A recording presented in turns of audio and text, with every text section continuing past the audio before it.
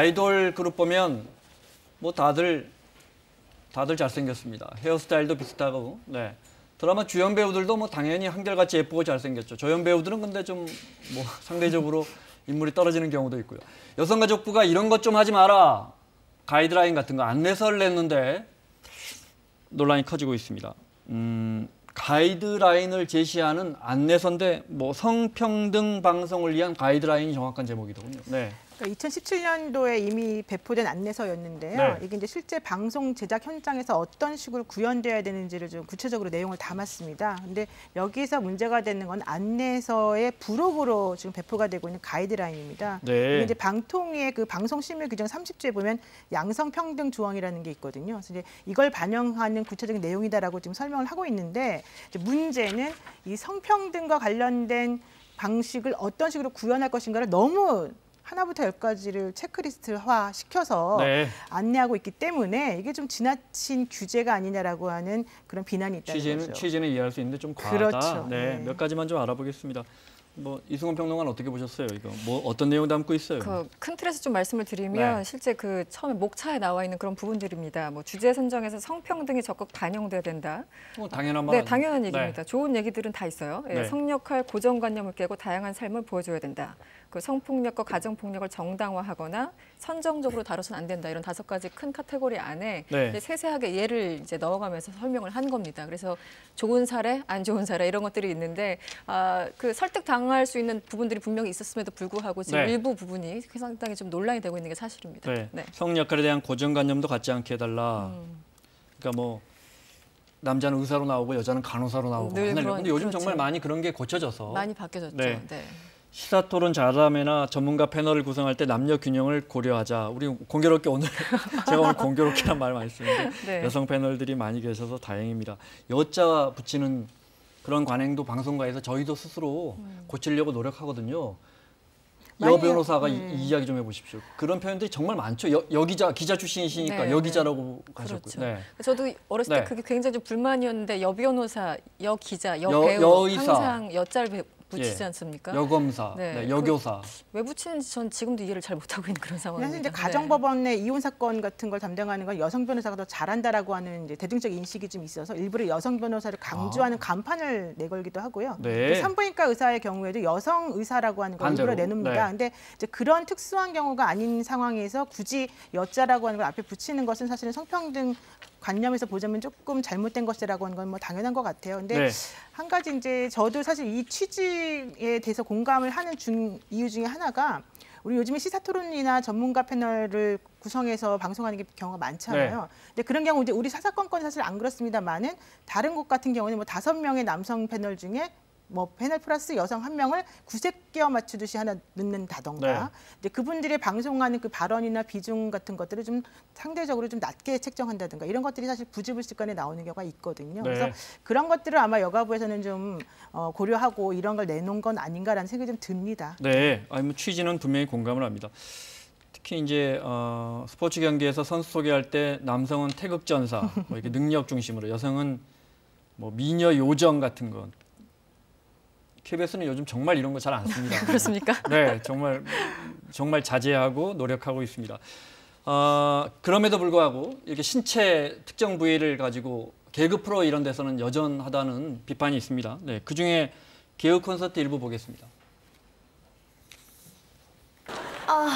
누굴까? 널 예뻐해줄 사람? 널 사랑해줄 사람? 널 들 수 있는 사람? 선배, 근데 뭐 마시는 거예요? 이거 사이다. 너도 마실래? 아니요, 전 탄산음료는 먹지 않습니다. 오, 대단한데. 어떻게 탄산 없이 이 몸이 됐어? 선배 미워! 마이너스 100점! 선배 미워 마이너스 100점. 땡 탈락! 땡텔레. 멋진 큰지 선배! 수지야. 우리 같이 눈사람 만들래요? 그럴까? 그럼 각자 눈덩이 만들어서 합치기예요? 좋았어. 시작! 좋아. 나는 완성했는데 눈덩이 두고 어디 갔지? 완성했다. 수지야! 수지야 어디 있어? 여기요! 선배! 선배! 아니 어떻게 나한테 눈사람이라고 할 수 있어요? 그러게 야, 아유, 야 네가 어디 가서 눈사람이야. 선배. 큰 사람이지 큰 사람. 너무 나갔다 네. 하는 부분 좀 보겠습니다. 비슷한 외모의 출연자가 과도한 비율로 출연하지 않도록 해야 한다라는 부분이 있습니다. 아이돌 그룹의 음악방송 출연자들의 외모 획일성은 심각하고 대부분 아이돌 그룹의 외모는 바른 몸매, 하얀 피부, 비슷한 헤어스타일, 몸매가 드러나는 복장과 비슷한 메이크업을 하고 있습니다. 그러지 말라는 거예요. 네. 네, 저 기본적으로 이제 취지도 인정을 하고 그리고 네. 이게 저도 아까 자료를 받아봤습니다만 성평등 방송 프로그램 제작 안내서라는 제목인데요. 한 50페이지 정도 됩니다. 근데 상당 부분이 설득이 가능한 얘기였는데 저런 부분이 지금 정말 과도하게 또 이제 비난을 받고 있는 부분이긴 합니다. 그런데 아까 보신 것처럼 저기서 비율에 대해서 좀 얘기를 했잖아요. 네. 그러니까 저게 현실적으로 가능한 얘기냐, 뭐 어떤 가이드라인이나 추진 좋지만 여가부에서 비율까지 걱정해줄 일은 아니다. 뭐 이런 네. 식의 비판을 상당히 받고 있는 게 사실이죠. 네. 하태경 의원이 오늘 이상하게 하태경 의원이 자주 등장하네요. 네, 하태경 의원이 여가부 비판한 거 한번 보시겠어요? 네. 여가부 가이드라인, 외모 가이드라인 42페이지 2-2를 보시면 비슷한 외모의 출연자가 과도한 비율로 출연하지 않도록 합니다. 여가부는 이걸 외모 획일성이라고 규정 짓고 있습니다. 그러니까 획일적인 외모는 안 된다. 아이돌 그룹은 너무 획일적이다. 그래서 제가 아이돌 그룹과 여가부 중 누가 더 획일적인가 한번 외모를 비교해 봤습니다.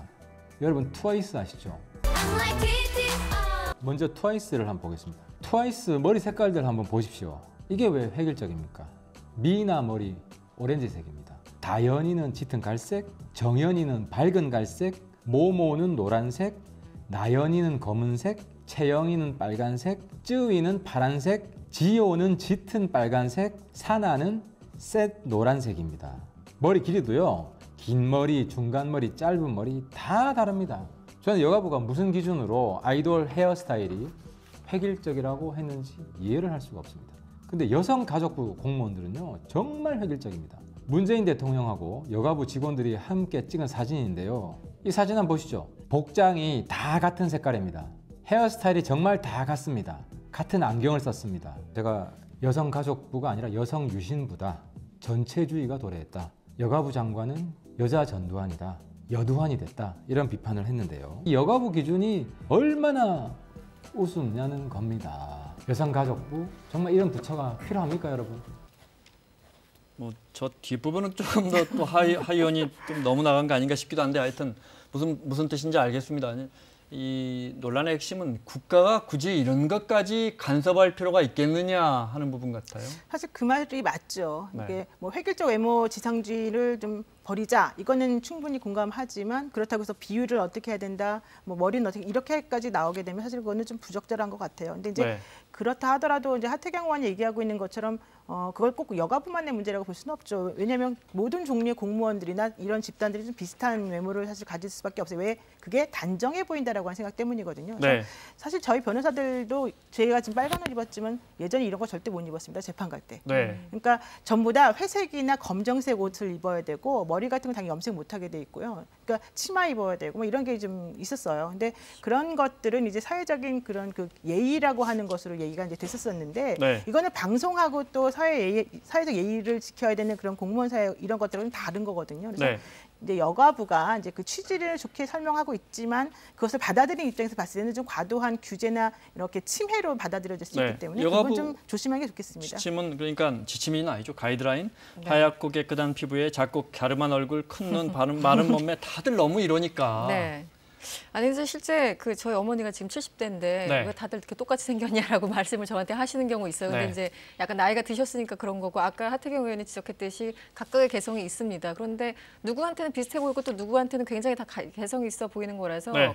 우리 세 명도 지금 다 다른 얘기를 하고 있는 거잖아요. 사실 같은 장면을 보면서도. 그래서 현실적으로 규제가 너무 힘들다. 그리고 과도하게 저렇게 개입하는 가이드라인은 여가부에서 만드는 건 좀 무리가 있다. 이런 얘기는 뭐 다시 한번 강조를 할 수밖에 없는 상황이죠. 하나만 더 볼까요? 네. 쇼핑 호스트가 여가부가 사례로 든 것 중에 쇼핑 호스트가 정말 뚱뚱해 보일 뻔했는데 날씬해 보여요 라고 말했는데 이런 멘트를 사용하면 안 된다는 거예요.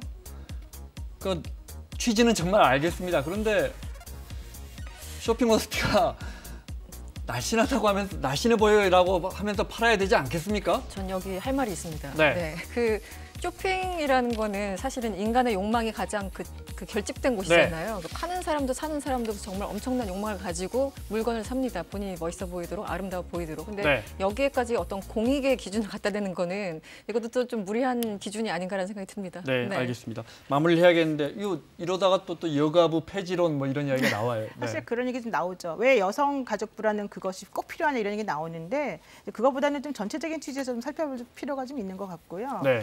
기본적으로 이런 방송을 보는 사람들의 댓글이나 이런 걸 살펴보게 되면 반응이 뭐 여성에 대해서는 항상 외모적인 반응이 먼저 첫 번째 나온다는 거 이런 네. 것들이 좀 더 중심이 되는 것 같습니다. 네, 알겠습니다. 노변호사 생각하시기에 여가부가 이런 거 말고 이런 거 하나 했으면 좋겠다 뭐 이런 거 있어요? 사실 저는 여성 가족부라는 그 이름부터 좀 고치는 게 좋지 않을까 생각이 좀 들어요. 왜 반드시 앞에 여성, 물론 이제 그게 현실을 좀 반영한 거긴 합니다만은 네. 그것 때문에 오히려 좀 더 그 다가가지 못하고 좀 더 공감을 못 느끼는, 못 얻는 이런 계기가 되는 것 같습니다. 네. 자, 마무리하겠습니다. 노영희 변호사, 이승원 평론가 수고하셨고요. 사사건건 내일은 표창원, 김연아 의원과 함께 돌아오겠습니다. 고맙습니다.